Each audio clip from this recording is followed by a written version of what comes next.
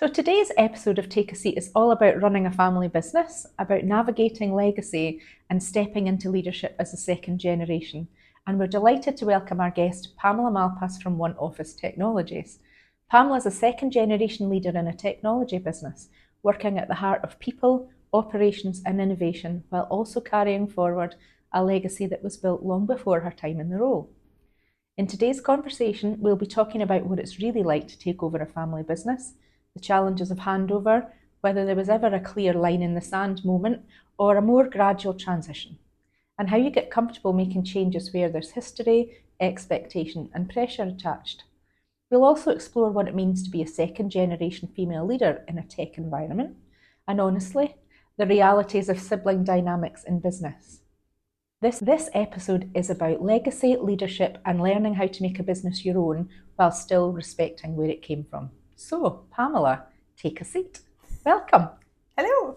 Thanks for having me. So there was lots in there, and obviously One Office is a long-standing chamber member, so we know the family really well, including the dogs. Yes, they're a key part. They're the favourite.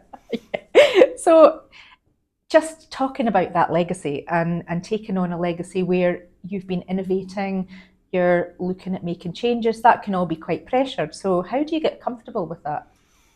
So I would say that that's been a long journey, and it's been a big learning curve, and it's about learning to embrace it and become comfortable in it. So historically, I go back to when you leave university. I always talk to people about this. I had a big shock when we came into work after leaving university. You go in, it's very structured, you do your modules. Each term, you close everything off and you start something fresh and new, so you have a clean slate. And then you come into a work environment and it's never that neat and tidy, and there's all the crossovers, and you finish one project but there's 3 others that you've got ongoing and they're all at different points. So I think I got the shock initially, and I came into a tech business which can move at quite a fast pace. And I think it was good to get that shock because you had to become more comfortable with it. So that was initially. In our company, when we started to transition and take over, technology constantly is moving faster and faster and faster. So it was good that we had that. We got comfortable with it. We started to embrace change. We started to review, bring new technologies in, new softwares, new runnings, look at our efficiencies, what we could do for clients. So it's actually because we started that journey early on before me or Brian were in the senior roles, and the team all were part of the journey.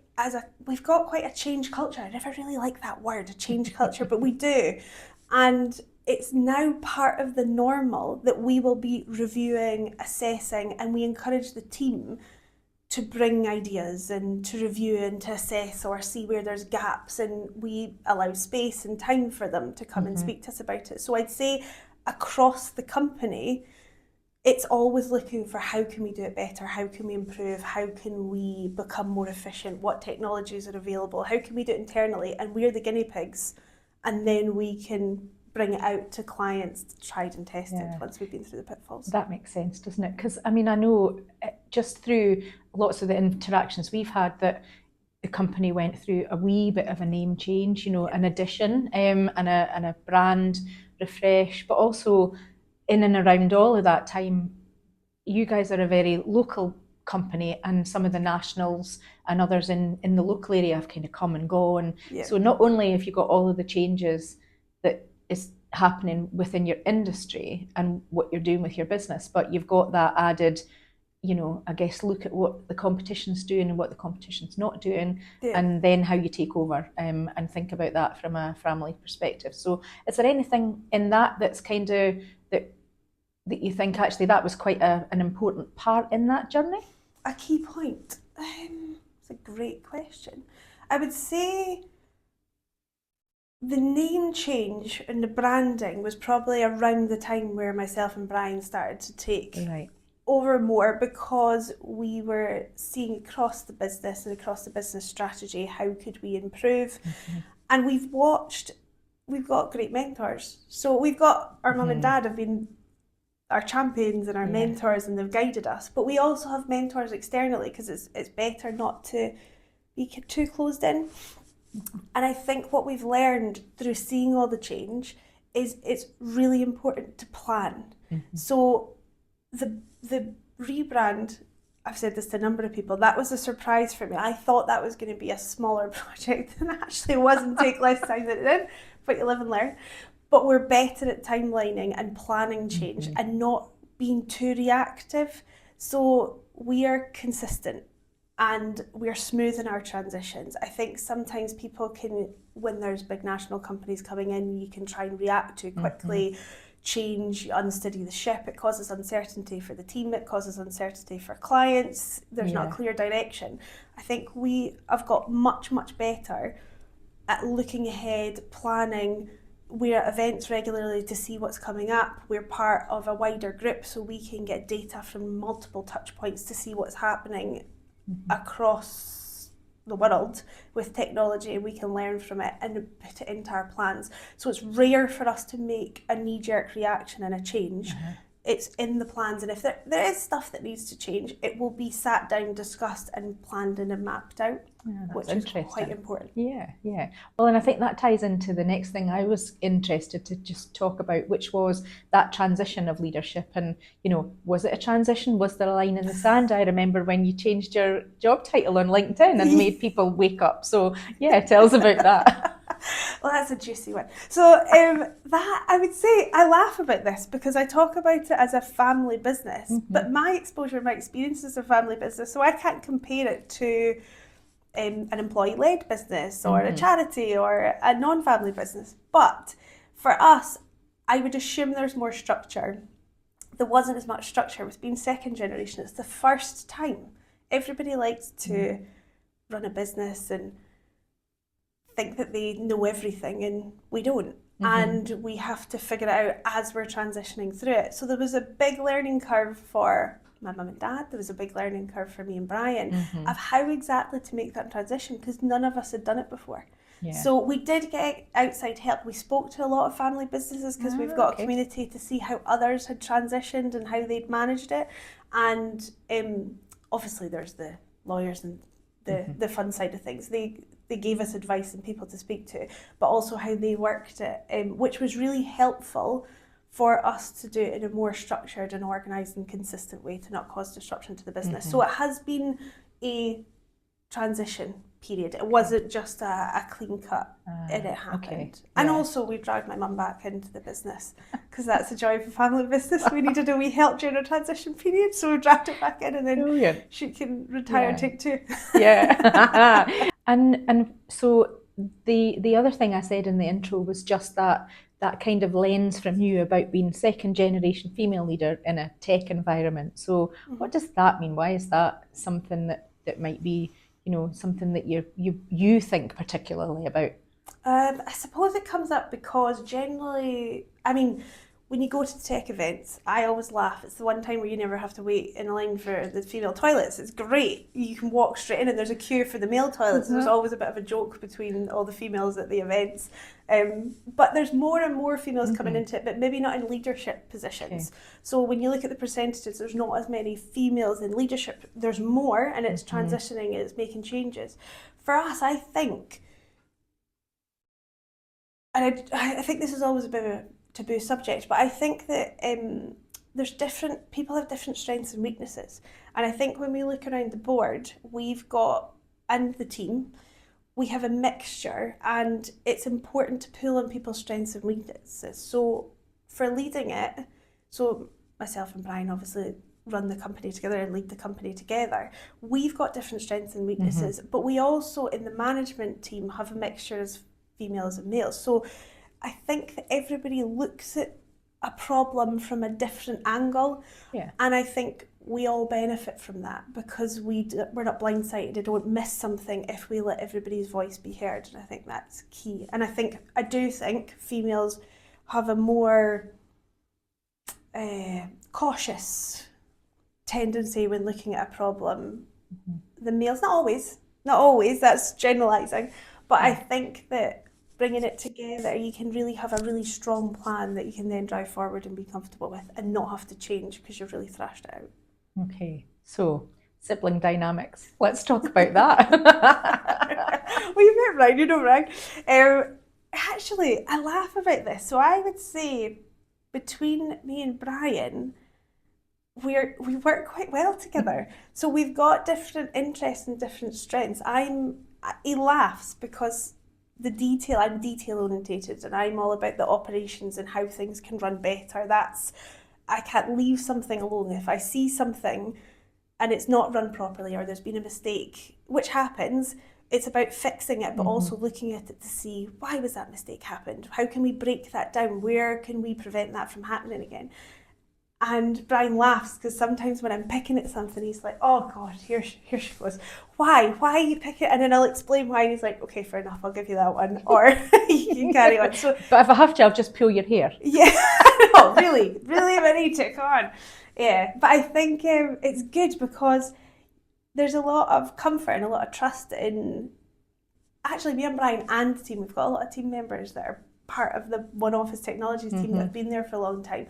So everybody's very passionate in the room and they're really involved and they care. So everybody's opinion matters and it comes from the right place. Everybody wants to better. They want to better the company, better the service. They want to drive forward, create more opportunities. So everybody's got the same goals, and so it's great to have their input. So me and Brian sometimes we're not as heated, and we actually have the option that we had one topic which we could not agree on. We were very different of opinions about how we should proceed, and we've got the opportunity then we can take it to my dad, present it, and go with what he decided.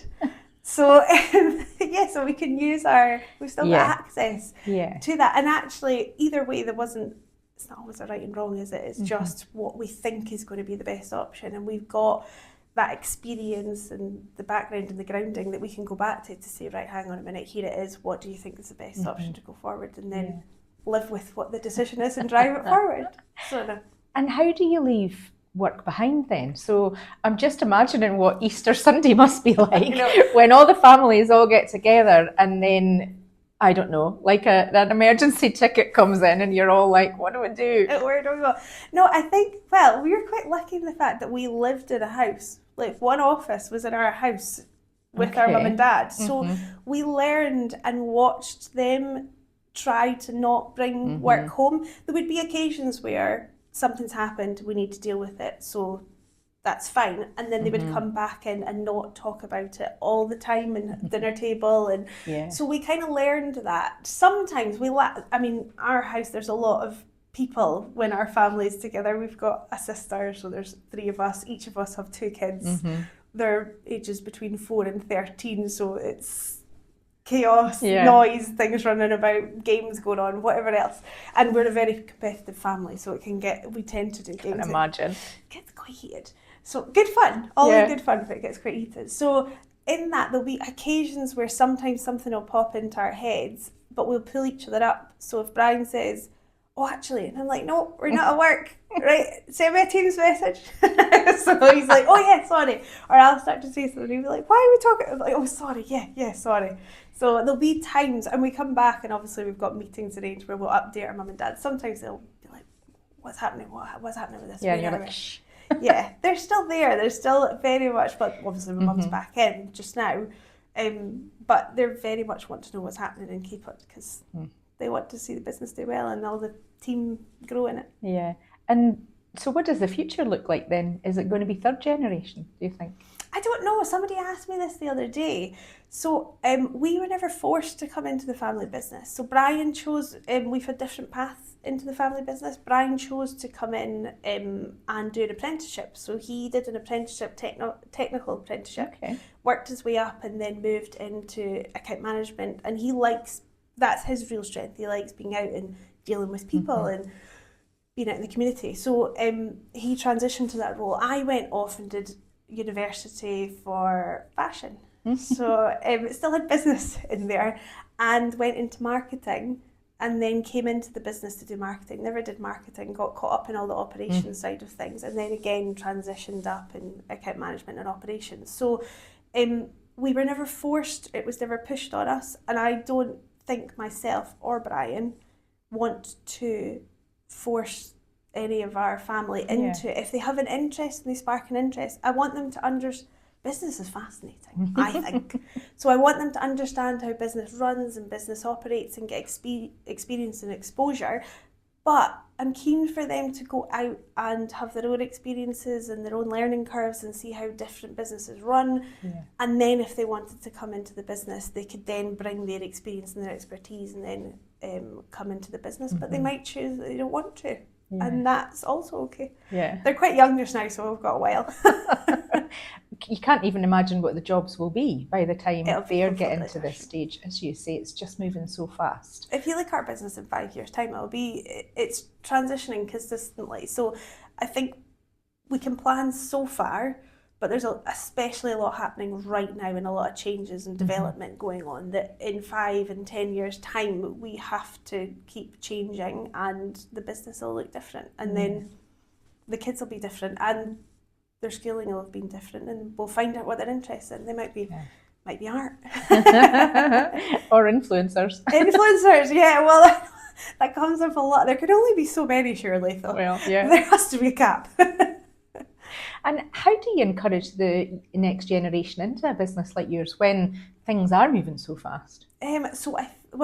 Again, being female leading a technical company. So I've went and spoke at the colleges before.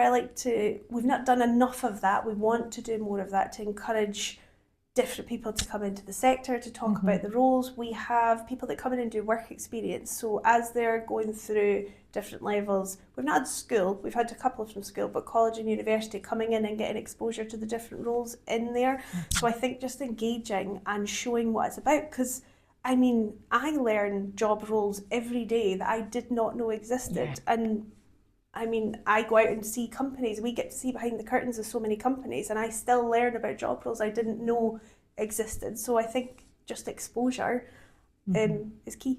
Yeah, and we co-hosted 2 Dundee University students, didn't we, last summer, where we were looking at the challenges and opportunities for getting SMEs engaged with AI and digital innovation. So yeah, more to come on that in future. But yeah, it's obvious that things are just changing, and actually even their perception of what the roles might be in businesses were quite interesting to kind of talk to them about. So yeah, I know how difficult, or just how much the landscape's changing, I guess. Yeah, it's interesting though, because I think even when somebody comes in with a fresh set of eyes, there's questions. If you can encourage, I know they struggle, but sometimes if you can encourage them, some of the ideas or the questions they come up, it sparks thought. Yeah, different angles look at things. Yeah, it definitely does. Okay, well, it's been really interesting. We could have talked and gone off at tangents, and I have to be careful not to do that. So, huge thank you just for sharing some of that, your thoughts about that family business and the transition and leadership. We have a set of questions that we ask all our guests, and they're called our key questions, which is obviously to do with where the chamber is based. Yeah. So my first question is, what's the one piece of advice you wish you'd known at the start of your career? Oh, that's a really good question. The one piece of advice I wish I'd known. I think that I wish when I was younger, I would have had the confidence to ask the questions that I ask now. So I think but I don't know how you can get that when you're younger, because that comes over time and experience. I think this idea of everybody knowing everything holds a lot of people back. And I think by being able to ask the questions, I know people talk about it at school, but even through work, when you can ask the questions and have the conversations, I think that you learn and grow as a person. What about one issue that keeps you up at night? I'm a great sleeper. I'm usually knackered. I've got young kids. I'm knackered by the end of the day. What keeps me up at night? Quite a lot of the time, I look at the change in technology is always on our mind, and how we can bring this across to small to medium. We're a small to medium business, and we champion small to medium businesses. We want to make sure they can take advantage of the technology, so that's consistent. One of the things that constantly is on my mind is about the team. So we want to make sure that our team are engaged and enjoying what they're doing. So it's regularly about looking to make sure that we've got them on the right path against their strengths and the training in place for them. So I think that's a big piece that stays with me that I think about a lot. Because because the technology changes, we've got to keep reviewing that and keep progressing it. If One Office Technologies had a theme song, what would it be? Theme song? Oh God. My mind is going completely blank on any song that has ever existed. I don't know if I have one. Can I ask AI? I don't have one. I'm going to have to come back to you on that one. I'll put it out to the team. I'd love to see what their ideas were. Absolutely, yeah. Well, thank you so much for taking the time to come and record with us. It's been really interesting. I've really enjoyed because obviously we've worked together quite a bit, and you guys have been chamber members for so long, so it's been fascinating to get a wee insight into just some of the things that, you know, and again, we could have talked. So a huge thank you from me for coming in. I really, really appreciate it. Thanks for having me. And so it's obvious that Pamela's story is just such an honest insight into the realities of running a family business, where leadership isn't just about strategy, but it's about relationships, trust and timing. From navigating the handover process to finding confidence as a second generation leader and balancing legacy with innovation, this conversation shows that there's no single roadmap, just thoughtful decisions, open conversations and the courage to evolve. Thanks for listening to Take a Seat. There are more episodes coming soon, so keep an eye on our socials to see what's next. Thanks.